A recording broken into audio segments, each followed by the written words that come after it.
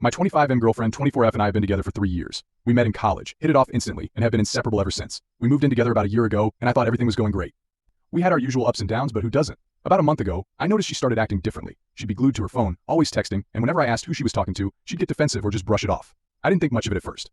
I trusted her. Then, last week, things got weird. She started coming home late, saying she had extra work or was hanging out with friends. One night, she came back around midnight, and I could smell alcohol on her. I asked her where she was, and she said she was at a work event. Something in my gut told me she was lying. I decided to do something I never thought I'd do. I checked her phone. I know it was a breach of trust, but I was desperate. What I found shattered my world. There were texts between her and a guy named Mike. They were flirty at first, but then they got explicit. She'd been seeing him behind my back for months. I confronted her the next day. She broke down and admitted everything. She said she didn't mean for it to happen, that it was a mistake, and that she still loved me. But how could she? How could she love me and do this? I'm heartbroken. I kicked her out of our apartment, and she's staying with a friend now. I don't know what to do. Part of me wants to forgive her, but another part of me is screaming to move on. I'm lost and I need advice. Have any of you been through something similar? How did you cope?